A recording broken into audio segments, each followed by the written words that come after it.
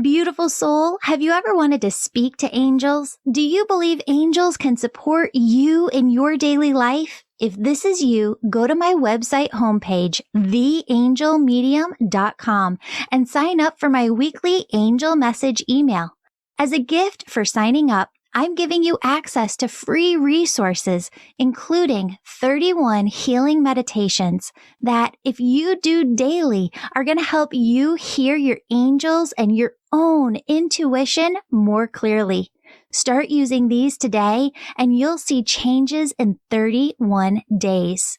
Now, take a deep breath. Feel the presence of your angels as they fill you with love, joy, peace, bliss, and ease. And remember, your angels say the messages that resonate with you in today's episode are meant just for you. Friends, you're in for a real treat today. We have author Stephen Taylor on the show.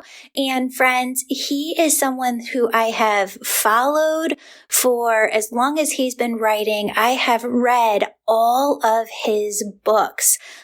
I'm coming on with this special intro because I wanted you to know that when we were recording this episode, we were half a world apart on Zoom.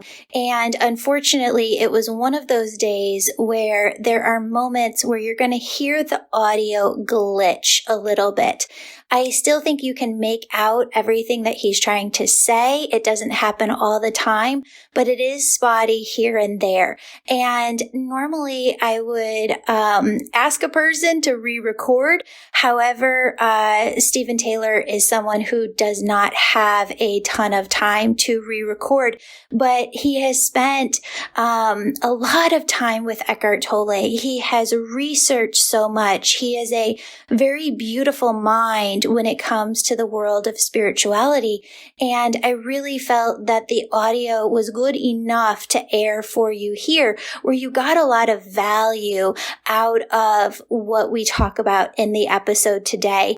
So I apologize for the audio. Every other one, I would have pulled, but I really feel that this is a very special episode that you're going to get a lot from. And I'm really excited for you to hear all that he has to say today. So thank you so much for being patient with us and understanding of this audio situation in this one single episode. Hello, beautiful souls. Welcome back to the Angels and Awakening podcast. I'm your host and author, Julie Jancius. And friends, if you're listening, you are in for a special treat today. We have Stephen Taylor on the podcast. Now, if you've been in the spiritual community and you're watching YouTube right now, I'm holding up his different books. I have all of them. I have read them all. He has amazing books out there. The Leap, Waking from Sleep, Out of the Darkness. And really, Stephen tells a lot of awakening stories, just like we tell angel stories here on the show. I'd say that he's probably the leading expert within the world on awakening and cases of awakening. Stephen, welcome to the show.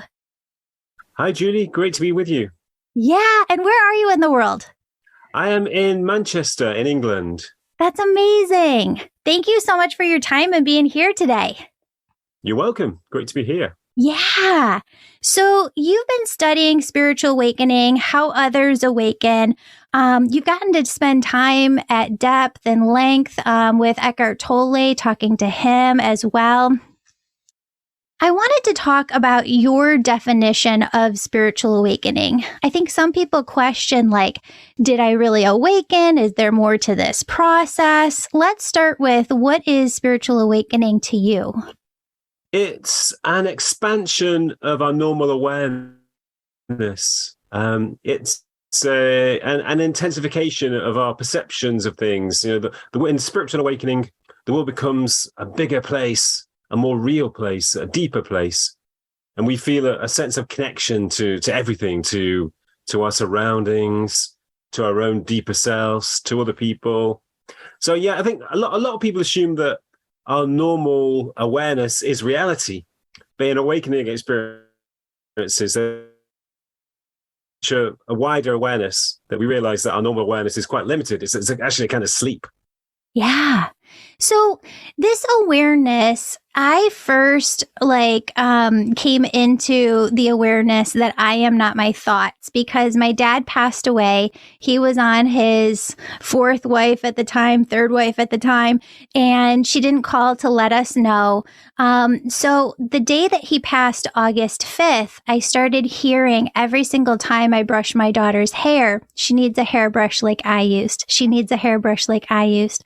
Well, fast forward a month, when I found out that he passed, I immediately had this vision out of my third eye of him combing my hair with his hairbrush that looks completely different from any other hairbrush I ever used. And he's right, my kiddo has his hair. So it was the first time that I realized that my thoughts were not myself. But then the deeper that I've gone, there's also a vibrational frequency shift that I went through with my own awakening, where I wasn't as much, I think, attached to the stressors and the anxieties of life, that I just felt this complete peace, knowing that whatever happened, I was guided, everything was going to be okay, and that the other side was there in support of me.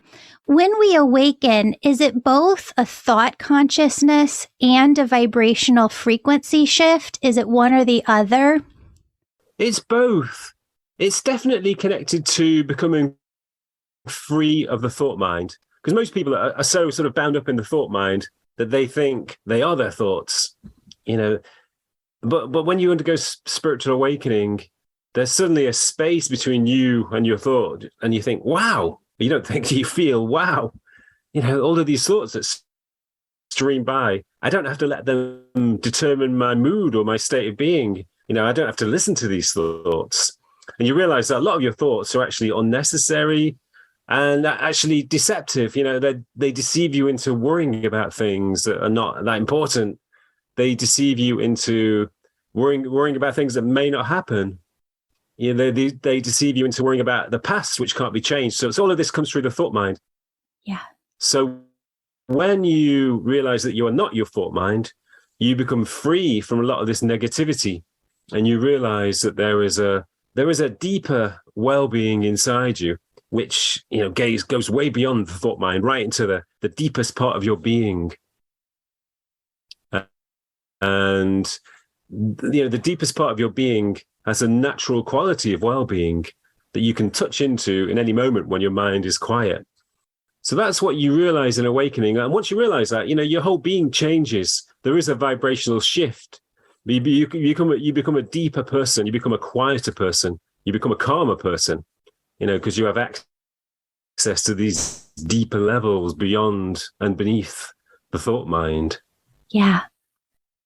In your new book, Extraordinary Awakenings, you talk about how people can awaken through different trials, the death of someone you love, going through a difficult challenge in life. Some people can get to awakening not through a trial, but through meditation. You say that that's a bit more of like a slower awakening process. Talk to us a little bit about all the different types of ways that people can come into a spiritual awakening. There are three ways. Firstly, some people are naturally awakened. They don't need to do anything. They just are naturally awakened from birth onwards, and they never lose their natural wakefulness. Maybe that comes from previous lives, maybe some kind of spiritual development that they have undergone in previous lifetimes. And so those are the really lucky people, They don't need to do anything. And those people often become creative artists, poets, painters. They sort of express their natural wakefulness through creativity, through art. Sometimes they become social activists, working for the good of the human race. That comes from their sense of connection and compassion to other living beings and their desire to alleviate suffering. But secondly, people can become awakened through spiritual paths and practices. which is probably the most common way in which it occurs, because there are so many millions of people around the world following spiritual paths and practices, like Buddhism, Taoism, the Kabbalah, Sufism, or different practices like meditation, yoga, and so on. So if you follow those paths and practices, you'll definitely undergo some degree of spiritual awakening, even if it takes years. And finally, people can undergo awakening in the way that you suggested, through intense psychological turmoil, whether it's bereavement, maybe, the experience you underwent was connected to the bereavement you experienced. Also things like, addiction, a long period of addiction, a long period of depression, a diagnosis of cancer, sometimes time in prison, even combat, military combat can induce a sudden spiritual awakening. Any intense stress or turmoil or trauma can suddenly dissolve the ego and bring out a new self, a kind of a dormant or latent higher self, which was always there, but it was just kind of waiting for the opportunity to arise. So when the ego dissolves, suddenly this spiritual self comes into being, it unravels and becomes a person's new self. I love it. So are there levels to spiritual awakening that you see? Definitely, yeah. I think some people have this idea that, there's a kind of a strong boundary, a rigid boundary between normal awareness and becoming enlightened. But actually there are ways of spiritual wakefulness.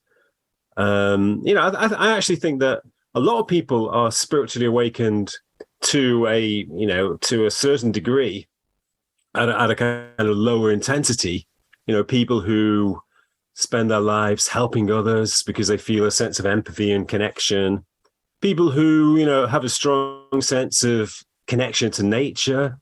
People who, find the world around them beautiful and fascinating.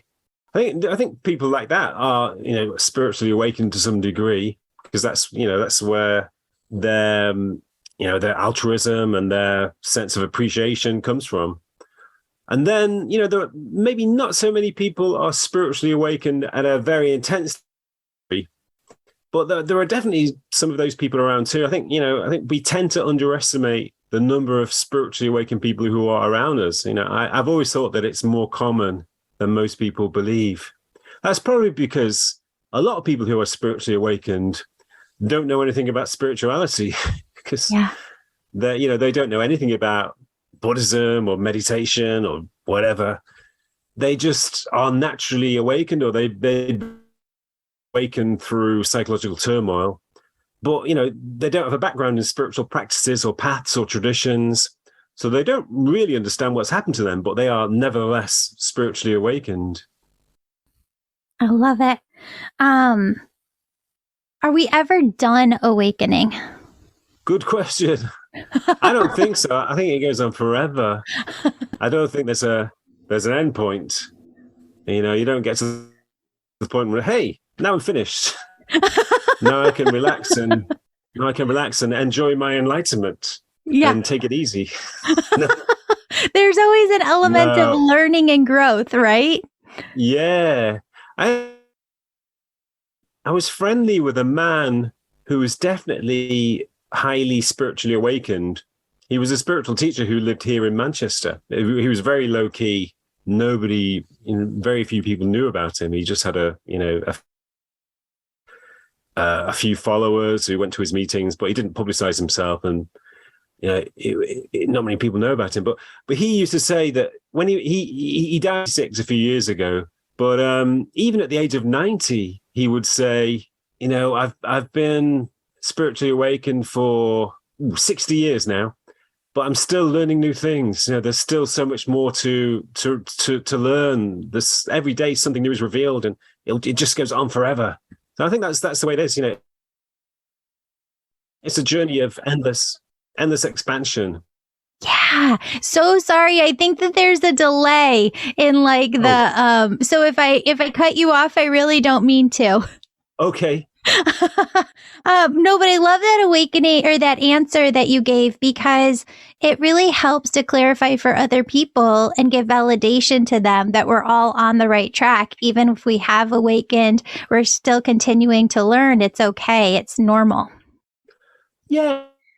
And it's sometimes challenging. Yeah. I think one myth about spiritual awakening is that it's an easy process and it leads to a state of permanent bliss. And that may be true in some cases, but I think in most cases it can be quite challenging, especially when because it's a bit like an earthquake. Spiritual awakening can be like an earthquake. It can be quite explosive. It disrupts all the normal psychological processes. It can even disrupt your normal physiological processes and cause some physical issues. And it can cause, you have to relearn things. You have to relearn how to function in normal society again, in some cases anyway. So it can be quite challenging. Friend, do you ever wonder if you're in the right career? Do you find yourself thinking, there's got to be more to life than this? Do you want to know why God, Universe, Source called your soul here now? Find out who you really are. I'm teaching a brand new course with all new content to help you find your purpose in 30 days. Class begins October 1st, or watch the replay at any time. Find the clarity, direction, fulfillment you've been searching for. The class is called Find Your Purpose in 30 Days. For early bird pricing, use the coupon code EARLYBIRDPURPOSE. Sign up today at theangelmedium.com. Also, the winner of this month's free reading with me is in the show notes. Leave a 5-star positive review of my podcast or book, and you could be next month's winner. Yeah. Well, it's interesting. It's kind of a bit like Thomas More's book, Dark Night of the Soul, right? Like we can go through a dark night of the soul. Can you describe Dark Night of the Soul and kind of how you can go through kind of the depths of darkness, pain, shadow work within yourself and really get to the other side of it, because it doesn't last for forever? No, I would say that there are two kinds of dark nights. There is a dark night that can precede spiritual awakening, the kind of psychological turmoil that we've spoken about. That's when you go through a process of loss or you go through trauma, and the trauma kind of breaks down all of the things that you're attached to, all the things that you're attached to, such as your ambitions, your sense of identity, your attachment to possessions or to success or to your achievements, your attachment to people. So all of these things break down, and that leads to a terrible sense of loss. And because our ego is largely made up of the things that we're attached to, then, when these attachments break down, the ego itself breaks down. Just like a house, when you take away the bricks, at a certain point, it just falls down and collapses. So, that is a kind of dark night where the pain that you go through breaks down the ego.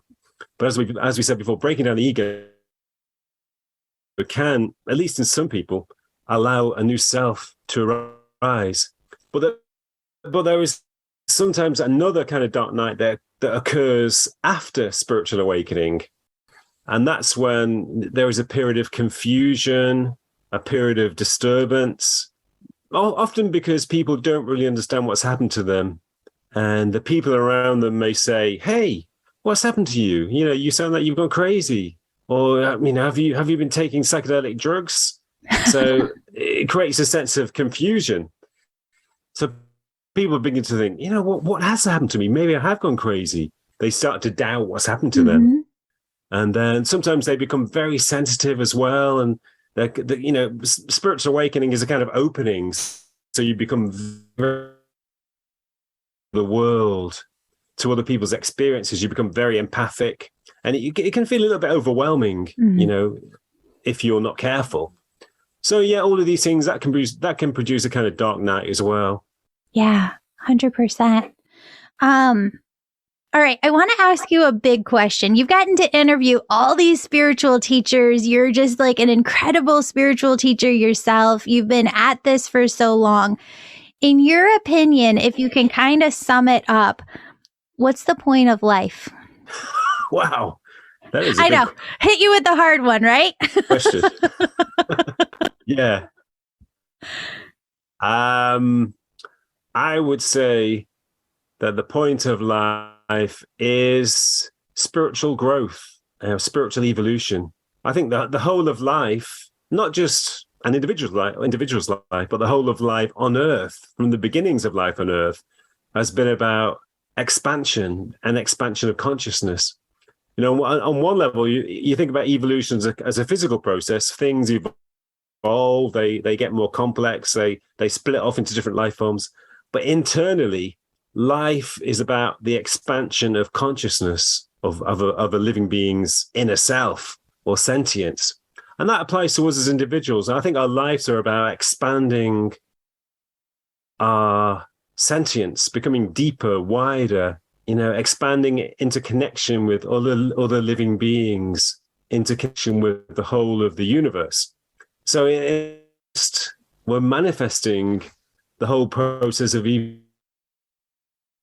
And that's why it feels so good to grow spiritually, or to grow in any sense, because that is the purpose of life. Yeah. Well, I love the last couple of chapters of your book, the newest one that you have, Extraordinary Awakenings. And you talk about how the statistics on consciousness and that people are becoming more conscious, and you make the case for that, and how consciousness rising within the individual and more people becoming awakened and conscious really shows that it's happening on the collective level more and more. And that is really where we have to go as a species in order to come out of the place that we're in, because we were asleep when we created this world that we're in right now. And in order to create a new world, we have to come at it from a conscious, awakened state. Yeah, I mean, all of the problems that we're facing now were created by our sleep state, by our pathological, aberrational, normal state, or we call it normal anyway, but it's actually quite aberrational and even pathological. For example, normal human awareness is associated with a sense of duality, separation. We feel that we're in here, bodies, our brains, and the world is out there. And that sense of duality creates a kind of, it creates an exploitative attitude to the world. The world is just out there on the other side, and it's there for us to use, to abuse, to exploit. All the world's resources, all natural phenomena are there for us to use, to dominate, to exploit. And I think that's the source of, all of the environmental problems that we're facing. The damage to the environment, the degradation of the environment, that all comes from our sense of duality and separation. So we can't solve environmental problems from that situation. We can only solve it by gaining a sense of connection, by realizing that we are not separate. We are part of the whole, the whole being of the earth. We are one with nature. We are nature. So, that's just an example to show that, you can't solve problems from the state of mind, from the same state of mind which created those problems. You have to solve them from a new state of being. And that's not just in the way the world moves forward in creating this new earth, but it's also within our relationships with ourselves, with other people, in our work, in our everyday, just being at the grocery store, and every interaction, really bringing in that presence, that now, like being in the moment, as Eckhart talks about. I think that I always thought that presence would feel different, but to me, presence feels like an awareness, just being aware that I'm here, being aware of what's happening, tuning into the oneness of all that is. What does presence feel like to you? You've explained it very clearly. It's nothing particularly esoteric. It is simply being here now. It's so easy for human beings to slip into what I call elsewareness, and that means usually means being caught up in our thoughts. So you could be in a grocery store, but you're not really aware of the people around you or the person who's serving you. You're actually thinking about what's going to happen tomorrow or what happened last night. You could be walking in the countryside, but rather than paying attention to the beauty around you, you're thinking about problems, or you're thinking about somebody who insulted you.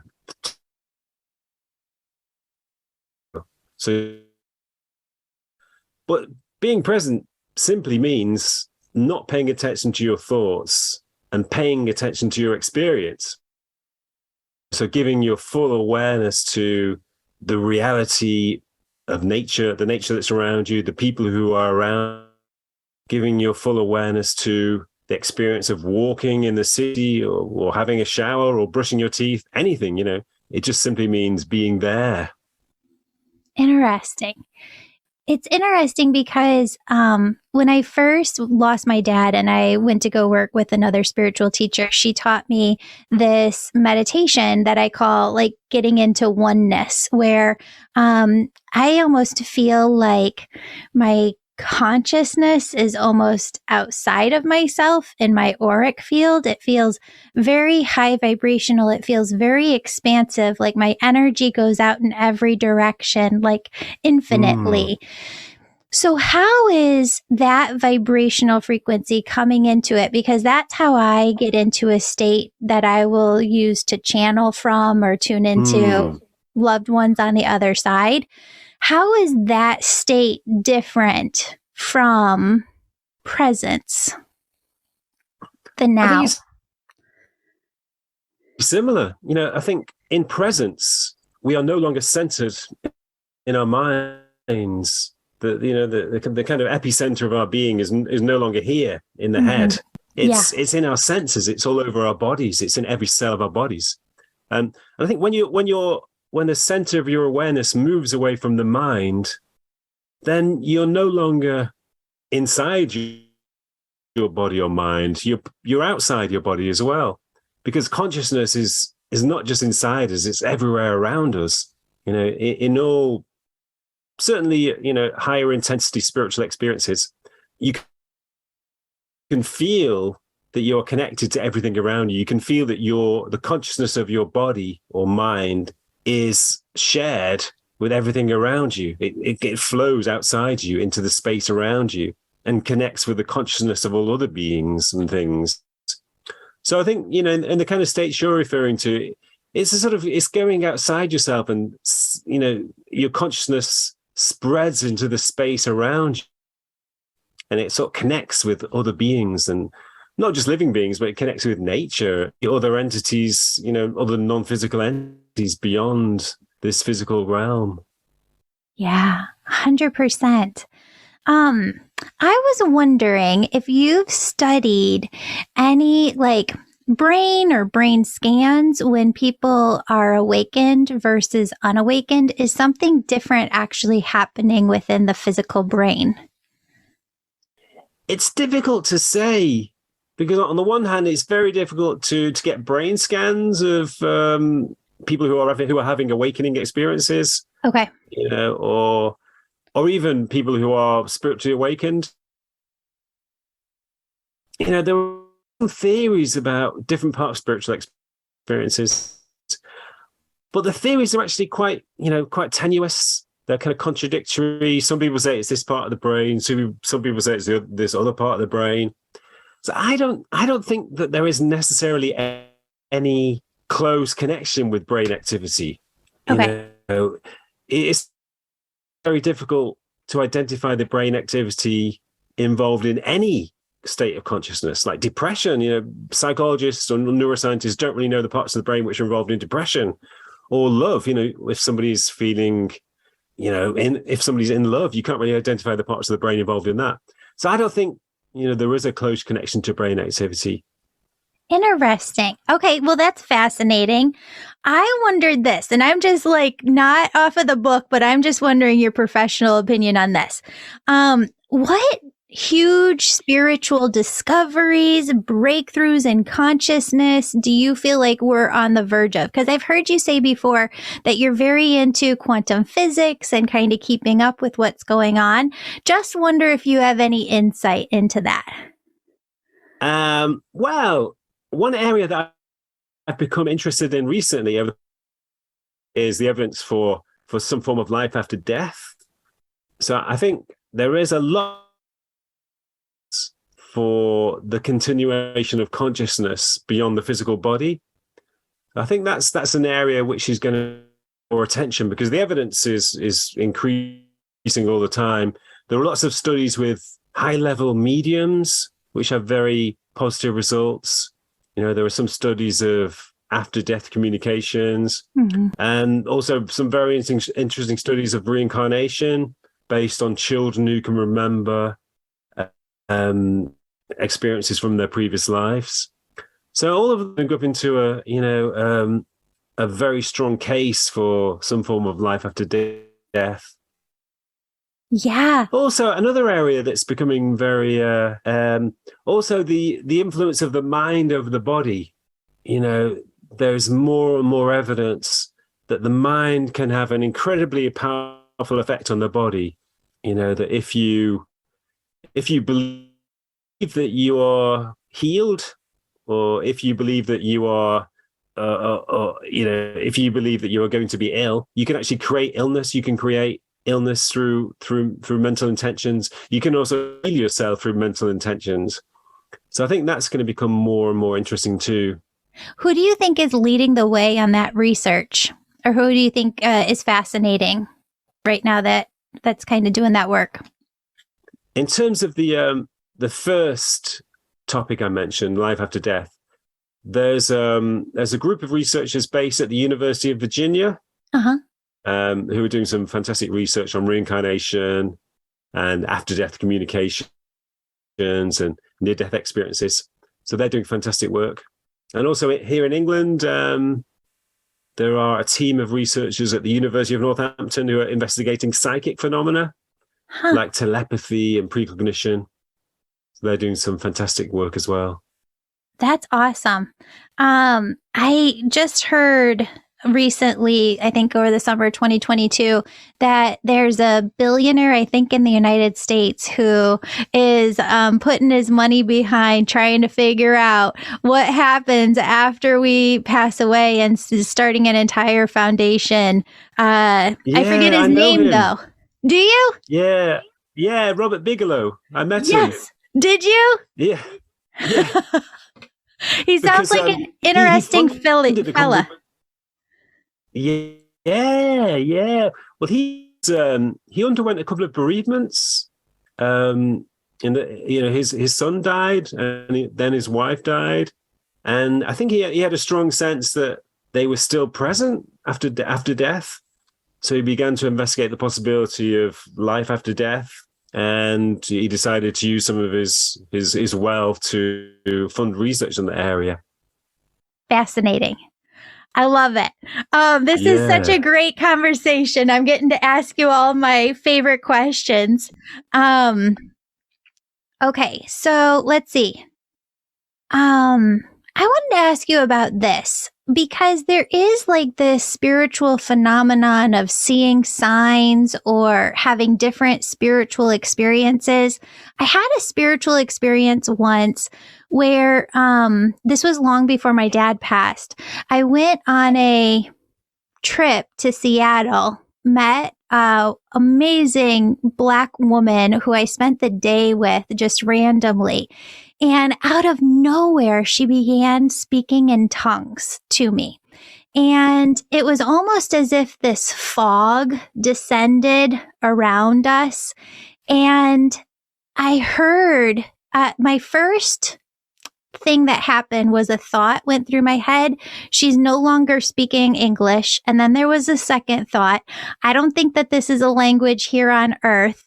And then I heard the voice clearly, as if it was the Holy Spirit, divine, that just kind of spoke to me and told me over and over that I was going to be okay. It was a very hard point after college. My family had moved away. I was all alone in my state, didn't really have any support or friends around me, and just spoke to me. And I just cried because I heard what was being said. I look back at the experience of my dad passing away and almost feel like maybe it was easier for me to accept because I had had other spiritual experiences that happened and occurred. And it was all like, it couldn't be a coincidence. There's so many things coming at you that it couldn't just be, I don't know, it couldn't be anything else except for the divine coming through. You know what I mean? Do other spiritual experiences happen often before an awakening? As I mentioned before, spiritual awakening is also an opening. So our normal limited awareness just opens wide.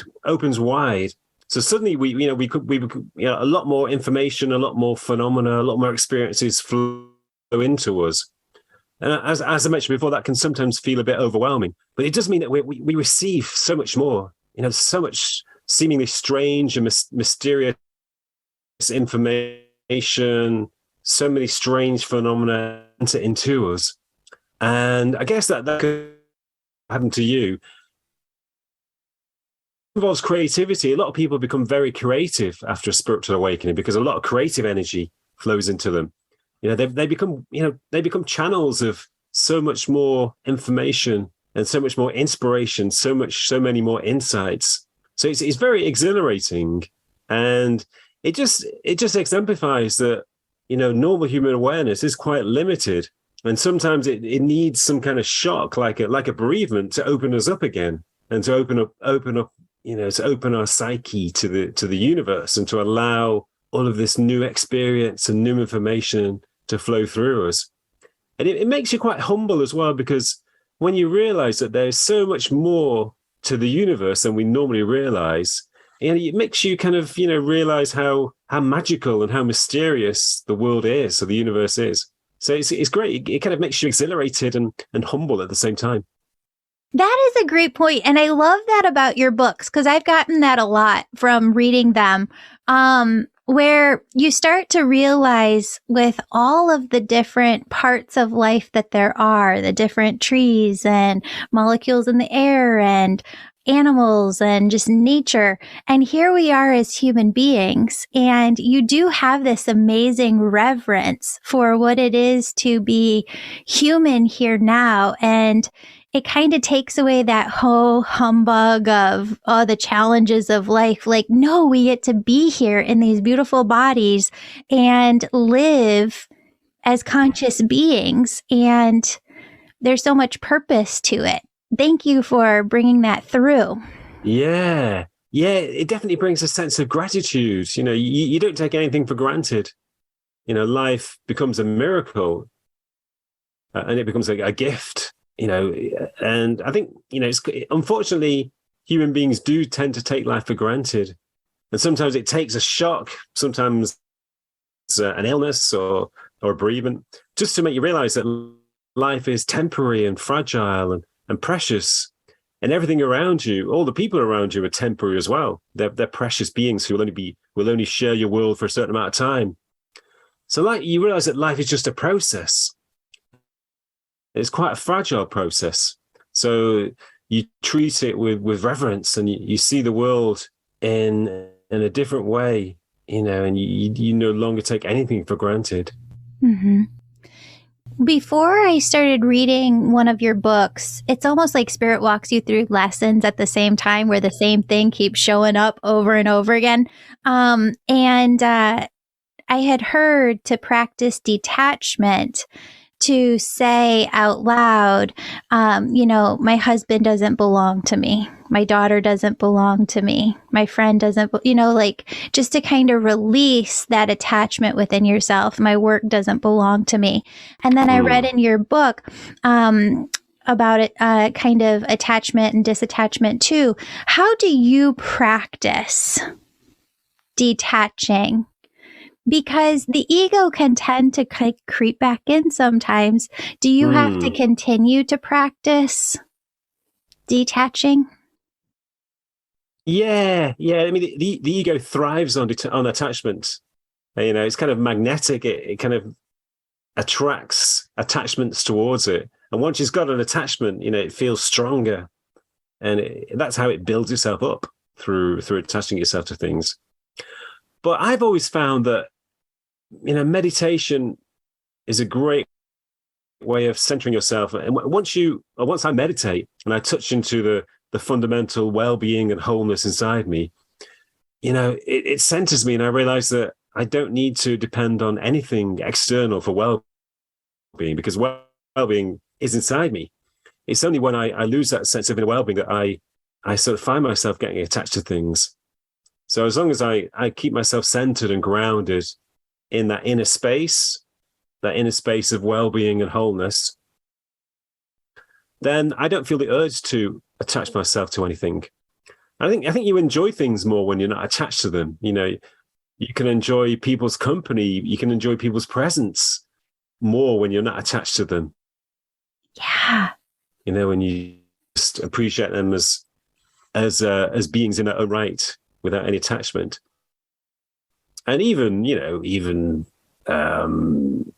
possessions, there's nothing wrong with, enjoying beautiful objects or having beautiful objects, but as long as you're not attached to them. But you can enjoy them more if you don't feel any sense of ownership towards them. Mm-hmm. Ownership is basically attachment. Yeah.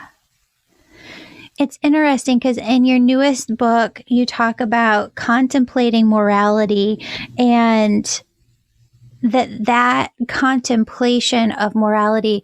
I think that you even said that you use a certain practice of saying, okay, if I was not going to be alive in 365 days, most likely you are. But if I was not going to be alive within 365 days, what does that look like? What does that feel like? And I don't think that most of us get that close to death or thinking about death throughout our life. But that just in and of itself can bring us more so into a spiritual awakening.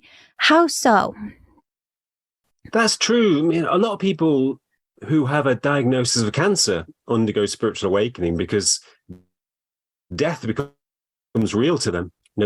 In my book, I tell the story of a woman called Irene who was diagnosed with cancer and told that she probably only had 6 months to live.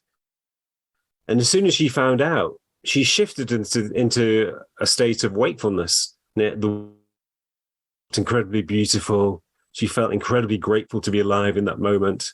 She could feel this kind of spiritual energy glowing around her, filling everything around her. And it never left her. Her cancer went into remission. But she retained that spiritual awareness.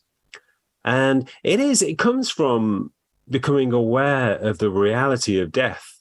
Once you become aware of the reality of death, it puts you into a state of detachment, because you realize that everything around you, everything in your life is temporary and fragile. And, possessions become meaningless. Success becomes meaningless.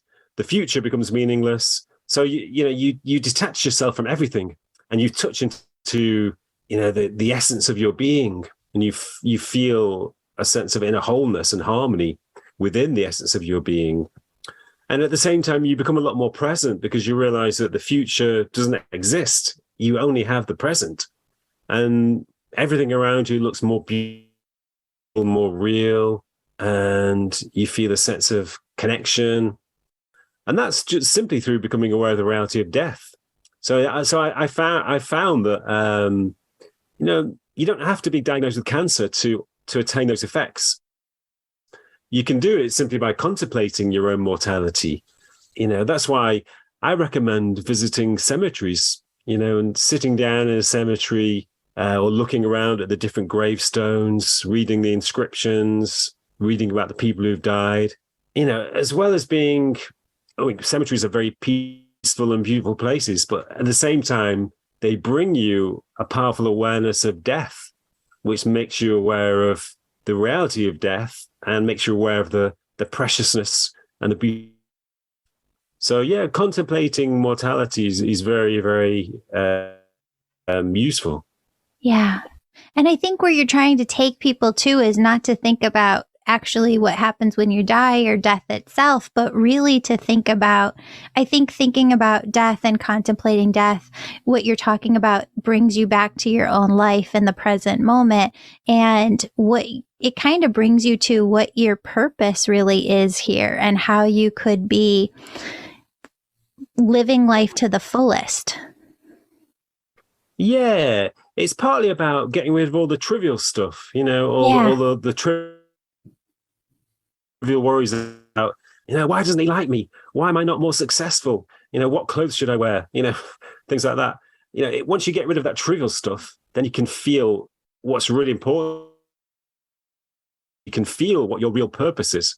So once you become aware of the reality of death, which also means being aware of the reality of life, you become aware of you become aware of your own purpose. So it's like kind of, you sort of prune away or just sort of strip away all of that trivial stuff so that you can tune into what's really important inside you. That's amazing. Okay, I have to ask you about this because when I read this in your book, it was interesting to me. I think it would be interesting to a lot of folks here. I just didn't know what the stats are behind it. You say born again religious experiences don't tend to hold, but spiritual awakening experiences do hold. Why is that? That's because most born again religious experiences are conceptual. They're about beliefs. They're about taking on certain beliefs. Yeah. And you may experience a change in the way that you see the world, a change in the way that but essentially you're taking on a belief system and you're seeing the world through that belief system. So it's not really a deep-rooted change. It's kind of rooted at the level of the mind, at the level of thinking. But spiritual awakening, in the sense I describe it, is not conceptual. It's not about, if anything, it's about going beyond beliefs. It's about going beyond the mind. It's a change at the deepest levels of your being. It's a change in the way that you experience things, not the way that you think about things. So in that sense, it's much more deep rooted, and therefore it tends to be enduring.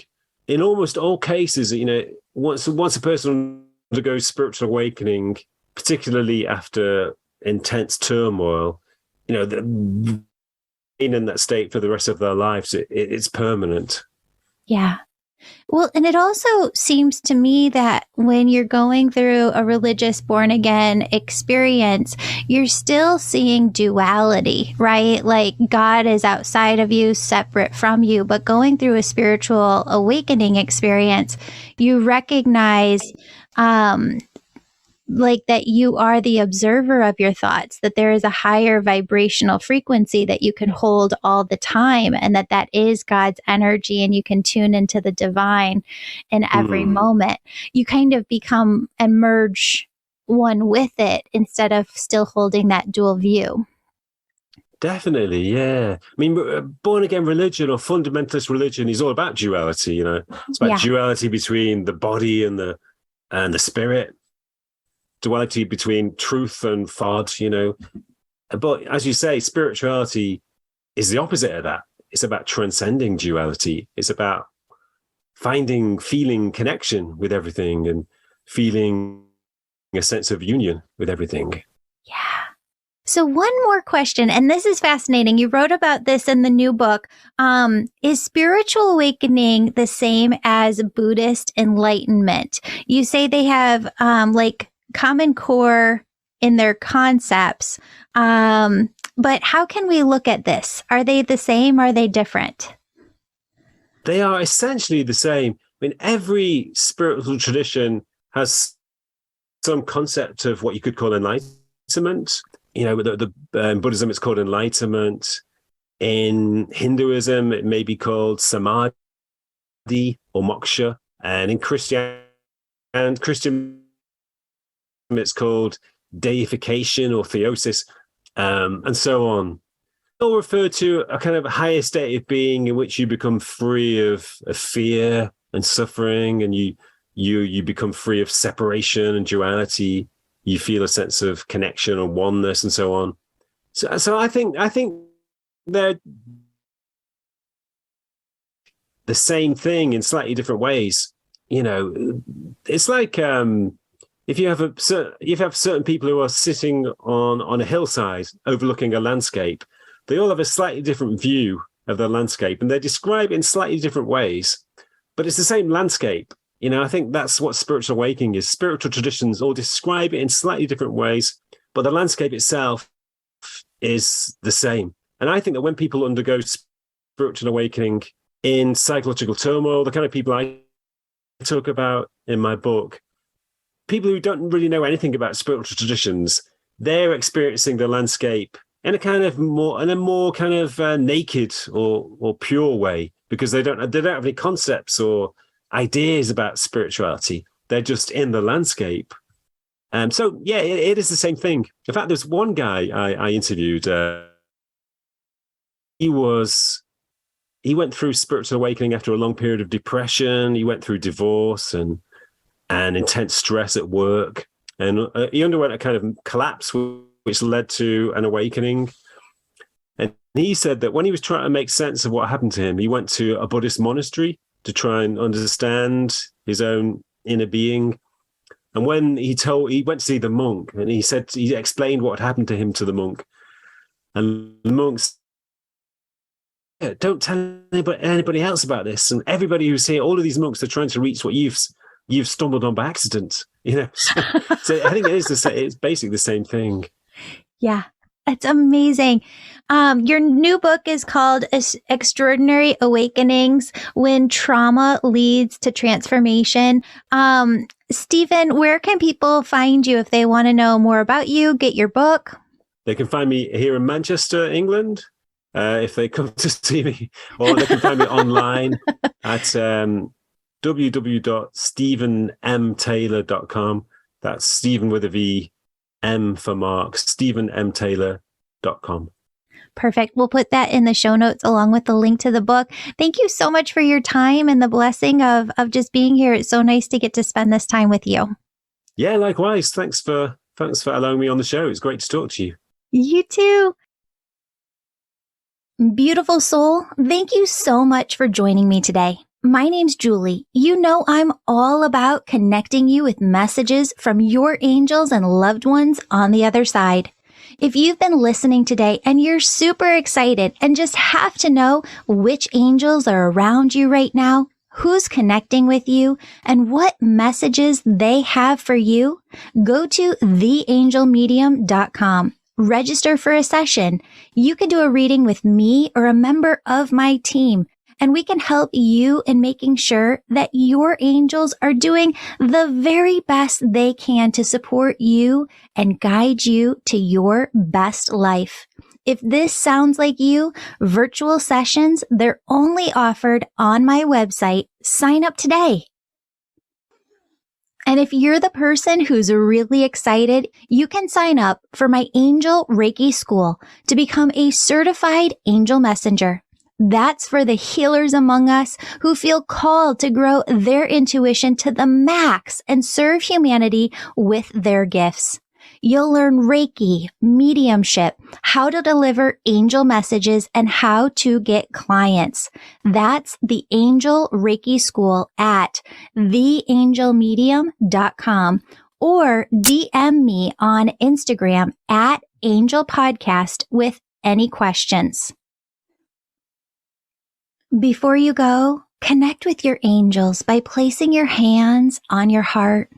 Take a deep breath. imagine a doorway filled with God's unconditional love is right in front of you. Step into that love and feel it as it fills your body, chakras, and auric field. Now ask your angels, what would you have me know today? And open yourself to the positive, loving messages they have just for you.